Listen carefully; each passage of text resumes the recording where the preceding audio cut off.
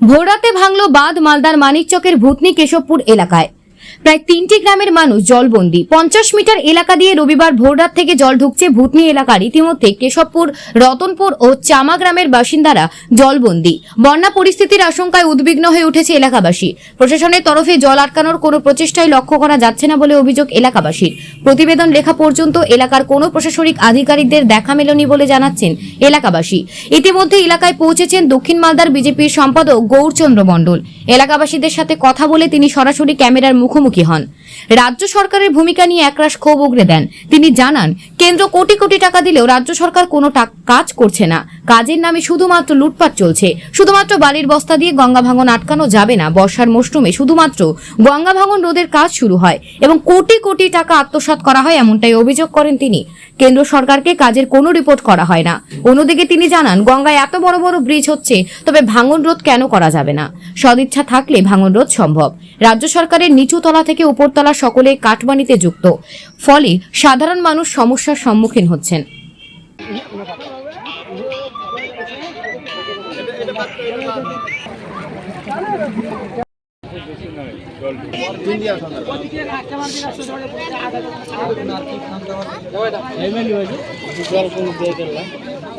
কারণ আমার ভূতনিবাসী হচ্ছে প্রাণের প্রিয়, আমিও ভূতনির ছেলে। ইচ্ছাকৃতভাবে ভূতনিবাসীকে ডুবানো হলো, ভাসানো হলো আর কি।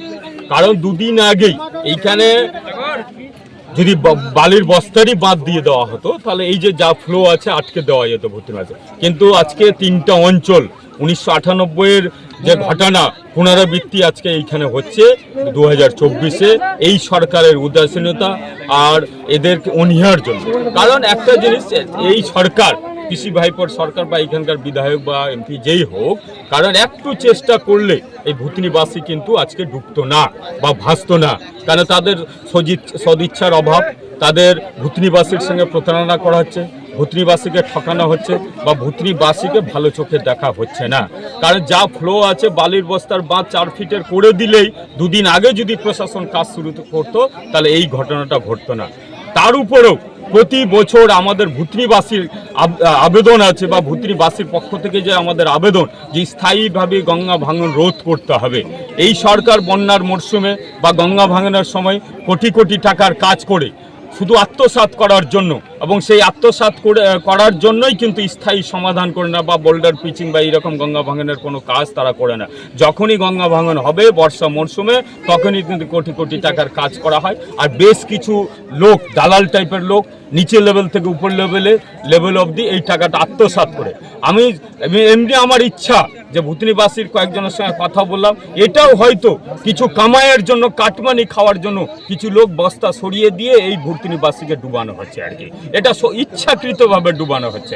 এবং সবচেয়ে বড় কথা, এইখানকার যত হয়তো তোলামূল দুর্নীতিবাজ যারা গণতন্ত্রকে হত্যা করে ভূতনিবাসীকে আজকে প্রতারণা করছে, তারাই কিন্তু আজকে সেই ঘটনাটা ঘটিয়েছে বা তারা কাটমানি খাওয়ার যে একমাত্র উদ্দেশ্য হচ্ছে প্রতি বছর কোটি টাকার 10 টাকা কাজ করবে, 10 লাখ টাকার কাজ করবে, 90 লাখ টাকায় আত্মসাৎ হয়। আর প্রতি বছরে নাই করে 10 কোটি, 15 কোটি, 5 কোটি এই করে কাজ হয়। সেই টাকাটা দিয়ে যে স্থায়ী সমাধান করতে পারতো, অবশ্যই হবে।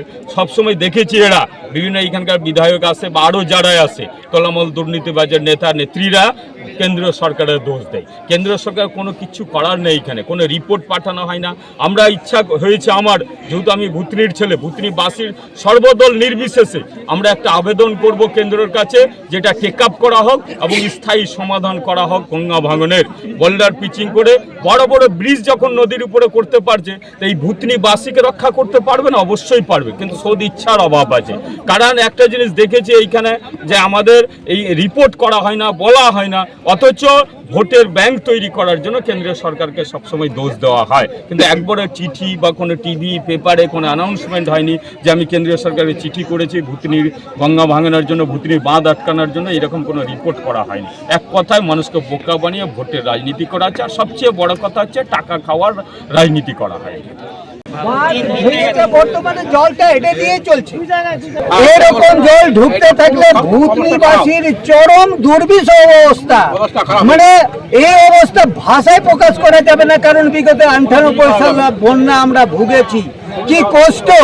এই যদি জল ঢুকে আর যদি দক্ষিণ দিকে বাঁধ না কাটা হয়, তাহলে জল ফুলতে ফুলতে বাইরের লেভেল থেকে সোজা 2 হাত 2.5 হাত জল ভিতরে বেশি থাকবে, আর প্রতিটা পরিবার এই কষ্টের সম্মুখীন হবে। মানে গবাদি পশু থেকে হাঁস মুরগি ছাগল ইত্যাদি মানুষের কষ্টের মানে ওই ভাষা প্রকাশ করে যাবে না। চরম এটাকে যদি বলা যায় একেবারে নেগলিজেন্সি তাই হলো, না তো এই জলটা কোনো মতেই ভুতনিবাসী দেখতে পেত না বা ঢুকতো না। কোনো কাজ হয়নি, কোনো কাজ হয়নি, কোনো কাজ হয়নি। প্রশাসনের লোক আসছে, ওরা কি করবে? কোন রকম ওরা ডিউটি পালন করে চলে যাচ্ছে। বলে আমাদের হাতে কি ব্যবস্থা আছে? আমাদের হাতে তো কিছু করার নাই। এবার সরকার এইখানে যদি বাদ দিয়ে বালি দিয়ে বস্তা দিয়ে থামার চেষ্টা করতো, তাহলে নেই আমরা সবসময় এখানে 24 ঘন্টা ডিউটি করতাম। এখানে তো কোনো এরকম ব্যবস্থাপনাই নাই, কিছু নাই। বর্তমান সরকারে যে আছে, যে বিধায়ক আছে, যে এখানে প্রধান আছে, যে পঞ্চায়েত সমিতির মেম্বার আছে, জেলা কি বলে সভাধিপতি আছে, তাদের উপর নির্ভর করবে। ওরা ইচ্ছা করলে বহু কিছু করতে পারতো। ভুতনিতে জল ঢুকতোই না। এর থেকে ভয়ঙ্কর অবস্থা গেছে, সেটা তো রুখে দিয়েছে, কিন্তু এটা তো সামান্য ব্যাপার ছিল। আজকে এই সামান্যের জন্য ভুতনির চরম দুর্দশা আগামী দিনে মানুষ ভুতনিবাসী ভোগ করবে।